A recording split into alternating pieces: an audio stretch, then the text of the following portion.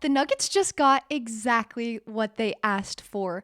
Going into the offseason, the Nuggets knew that they had to revamp a lot of their roster, and they did just that, which has led them to a 10-2 record. After their win last night versus the Minnesota Timberwolves, they have now won 7 games in a row. Amy Sutherland here for Nuggets Digest. If you haven't already hit subscribe to the channel, do it now. Hit subscribe, join our Nuggets Digest community. I'm dropping videos almost every single day that you won't want to miss out on. Join the community and hit the subscribe button. So yesterday's game versus the Minnesota Timberwolves, honestly, the T-Wolves versus the Nuggets are some of my favorite games. There's definitely a rivalry going on here, and they don't disappoint. Even with 2 Denver Nuggets starters being out, a little update on Christian Braun. Christian Braun is out 6 weeks with an ankle sprain, and Cam Johnson is out with a right bicep strain. I think he's more game to game. He sat out yesterday's game, and there'll be decisions made each game coming forward on whether or not he'll be playing. And the Nuggets still beat, without 2 of their players, their starters, they still beat the Timberwolves 123-112. Last season, this never would have happened without the bench and the depth that the Nuggets acquired this offseason. On that note, Tim Hardaway Jr. was the story of last night's game. Let me show you some of his statistics. Tim Hardaway Jr. as a starter scored 23 points. He was 6 of 8, but this is the key one, 5 of 6 from the 3-point line. 5 of 6 from the 3-point line. He is on track, on pace for one of the greatest shooting seasons of all time. I don't know why those S's were so hard for me, but you can see here by Ethical Hoops, this tweet, they tweeted that Tim Hardaway Jr. right now is shooting 47.5% on 5.5 attempts per game. So he's averaging 5.5 3-point shots per game, and he is averaging 47.5%. I will keep putting this caveat in that we are only 12 games into the season, not a huge sample size, but a sample size that is not unrecognizable, right? We can't just discount that he's shooting this. Steph Curry's best season, he shot 45.5% on 4.7 attempts. So as of right now, Tim Hardaway Jr. is shooting better than that. I am doubtful that this will continue. I think his averages will level out a little bit, but he has been extremely good for the Denver Nuggets. I don't know why I was convinced that Tim Hardaway Jr. wasn't going to work as a Denver Nugget. All I heard was about him was that he was spotty, that he wouldn't be consistent.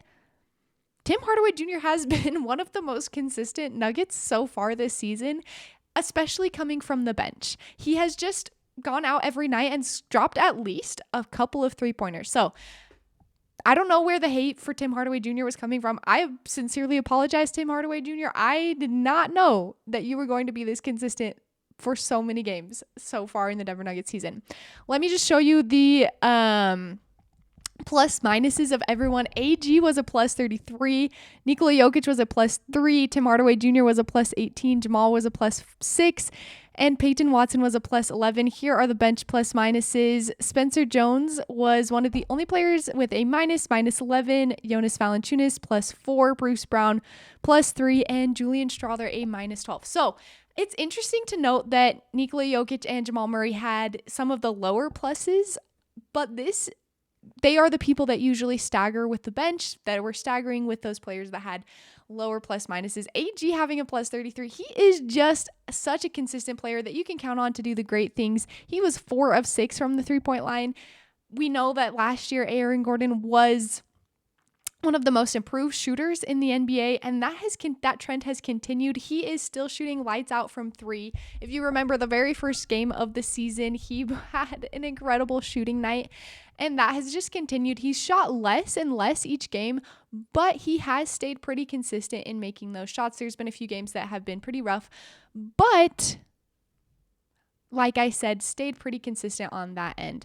Let me show you. Here we go. This is the breakdown. So the Timberwolves this is the points per quarter. The Timberwolves won the first quarter just by a small margin. Same in the second quarter, but it's really the second half where the Nuggets took over. They outscored the Timberwolves 26 points. The T-Wolves scored 26 points in both the third quarter and the fourth quarter, and the Nuggets scored over 30.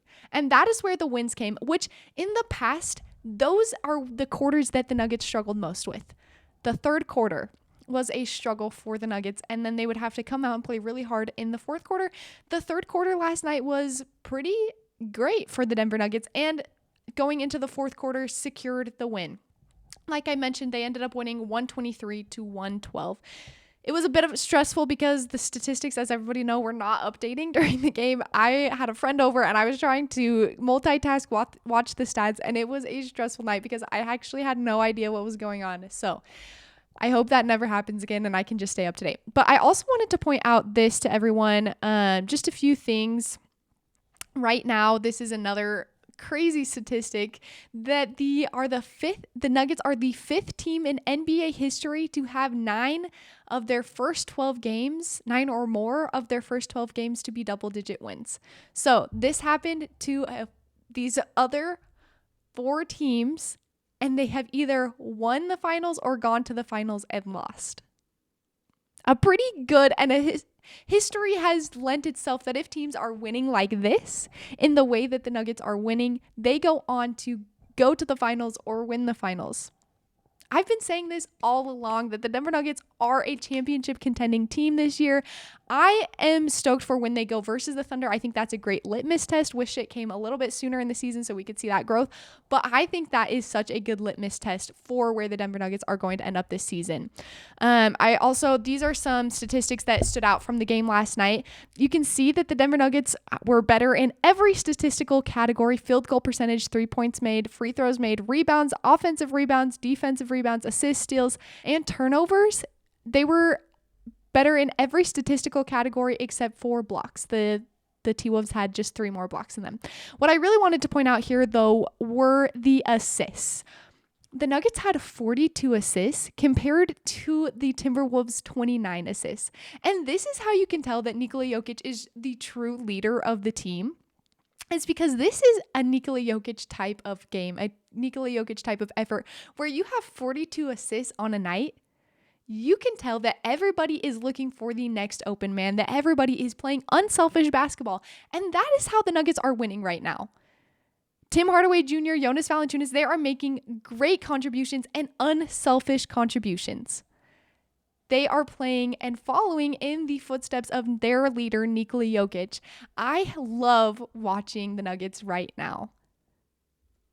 The Nuggets defense last night was also very good against Anthony Edwards. He was doubled almost every single time he had the ball. Even without Christian Braun, who is one of the Nuggets' best defenders, they played stellar defense on Anthony Edwards, which led to this win. The Nuggets are pretty good, guys. They are so fun to watch, and every game I am getting hyped for. And like I said, they are on a 7-game win streak right now. Let me know what your thoughts were about the game in the comments below. And until next time, go Nuggets.